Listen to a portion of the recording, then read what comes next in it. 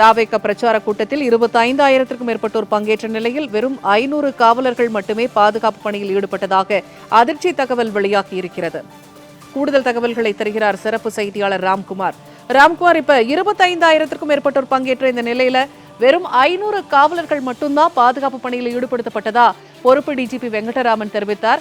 கேள்வி கேட்டதற்கு 500 பேர் மட்டும்தான் அங்க இருக்க முடியும், அவ்வளவு குறுகலான இடம், காவலர்கள் 500 பேருக்கு மேல வந்தா அங்க பொதுமக்களுக்கும் தொண்டர்களுக்கும் இடம் இருக்காதுங்கிறது வாக்கு மூலமா அவரே செய்தியாளர் சந்திப்புல ஒத்துக்கிட்டார். அது மட்டும் இல்லாம நிறைய கேள்விகளுக்கு பதிலளிக்காம அவர் மறுத்து சென்றதையும் நாம் பார்த்தோம். இதை பத்தி சொல்லுங்க. கண்டிப்பாக, அதாவது கடந்த 4.5 ஆண்டுகள்ல தமிழக காவல்துறையோட உளவுத்துறை என்பது அதாவது ஒரு இறந்த ஒரு மரணம் தழுவிய ஒரு உடல் போல் தான் இருக்கிறது இந்த காவல்துறையோட உளவுத்துறை. ஒவ்வொரு சம்பவத்திலையும் நம்ம எடுத்துக்காட்டா சொல்லலாம். ஏற்கனவே கள்ளக்குறிச்சி கள்ளச்சாராய சம்பவம், அதே போல பல்வேறு சம்பவங்களை நம்ம எடுத்துக்காட்டா எடுத்துக்கலாம்.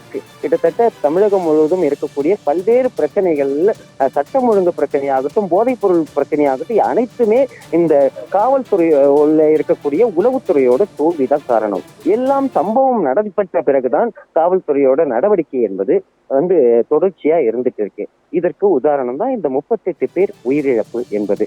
கிட்டத்தட்ட கடந்த 1 மாத காலமாக தாவேகா தலைவர் விஜய் பல்வேறு பரப்புரைகள் இருக்கிறாரு. ஏற்கனவே பெரம்பலூர், திருச்சி, திருவாரூர், நாகைப்பட்டினம் உள்ளிட்ட இடங்களில், அதே போல ஏற்கனவே விக்கிரவாண்டி மற்றும் மதுரை மாநாடுகள், இந்த இது போன்ற கூட்டங்கள் மற்றும் மாநாடுகள்ல எந்த அளவுக்கு கூட்டம் வருகிறது என்பது காவல்துறைக்கு தெரியும்.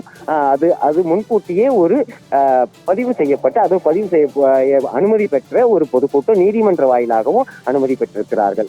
இதன் காரணமா ஒவ்வொரு இடத்திலையும் எதிர்பார்த்ததை விட 10,000 பேர் என கூறியிருந்தாலும் அந்த இடத்துல ஒரு 20,000 முதல் 25,000 பேர் வரக்கூடிய நிலைதான் இருந்துச்சு. ஏற்கனவே திருவாரூர், நாகைப்பட்டினம், அதே போல திருச்சி, பெரம்பலூர் உள்ளிட்ட இடங்களில் அதிகப்படியான தாவேகா தொண்டர்கள் குழுமியிருந்தார்கள். அந்த இடத்துலயும் இது போன்ற பாதுகாப்பு குறைபாடுகள் இருந்ததா குற்றச்சாட்டு தொடர்ச்சியா இருந்துட்டு இருக்கு.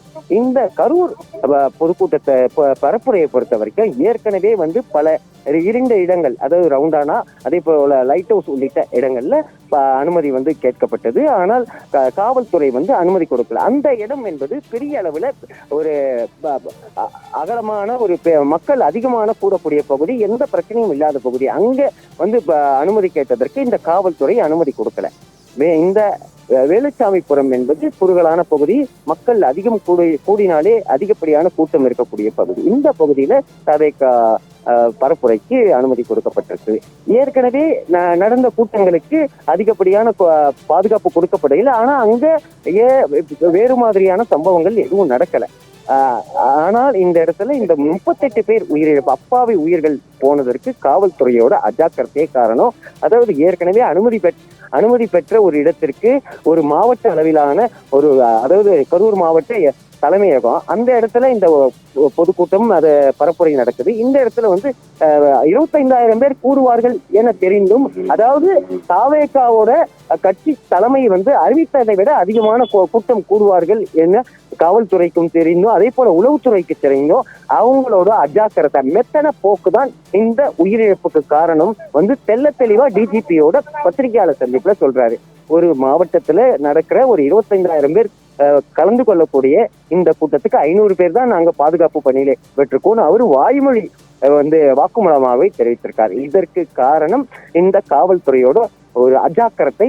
அதாவது இந்த பரப்புரையை பிரச்சனையை ஏற்படுத்த வேண்டும் என செயற்கையாக இந்த 500 பேர் காவல்துறையை மட்டுமே பாதுகாப்பு பணியில ஈடுபடுத்தப்பட்டதுக்கு திட்டமிட்ட சதியாதான் பார்க்கப்படுது. இந்த அப்பாவி உயிர்களோட உயிர் போறதுக்கு காரணம் இந்த காவல்துறையோட முக்கிய சதிதான் காரணம்னு தாவேகா தொண்டர்கள் மட்டும் இல்லாம அனைத்து தரப்பு மக்களும் சொல்றாங்க. ஏன்னா பெரிய அளவுல கூட்டம் கூடக்கூடிய ஒரு பிரம்மாண்ட கூட்டத்திற்கு சாதாரணமாக 2,000 முதல் 3,000 காவல்துறையினர் பாதுகாப்பு பணியில ஈடுபடணும். ஏற்கனவே சென்னையில நடந்த இந்த தூய்மை பணியாளர்களோட போராட்டம் என்பது ஒரு 500 பேர் மட்டுமே கலந்து கொள்ளக்கூடிய இந்த போராட்டத்திற்கு ஆயிரக்கணக்கான காவல்துறையினர் ஒரு தீவிரவாதி போல் அவர்களை சித்தரித்து அவர்களை கைது செய்து குண்டுக்கட்டாக கைது செய்து செய்யும் நடவடிக்கையை நம்ம காட்சி மூலமா பார்த்தோம். ஆனால் ஏற்கனவே அனுமதி பெற்ற ஒரு பரப்புரைக்கு இந்த 500 பேர் கொண்ட காவல்துறையினர் போதுமா என்பது காவல்துறைக்கே தெரியும் இது அதாவது அதிகப்படியான கூட்டம் வரும், இந்த காவல் எண்ணிக்கை என்பது போதாது என தெரியும். ஆனால் அதை பொருட்படுத்தாமல் கூட்ட நெரிசல் எப்படி இருந்தாலும் பரவாயில்ல, மக்களோட உயிர் எப்படி சென்றாலும் பரவாயில்ல, அவர்களோட உயிருக்கு அச்சுறுத்தல் ஏற்பட்டாலும் பரவாயில்ல, நாங்க இந்த அளவுக்கு தான் அங்க பாதுகாப்பு கொடுப்போம் என்பதை டிஜிபியோட பத்திரிகையாளர் சந்திப்பு தெள்ள தெளிவா தெரியுது.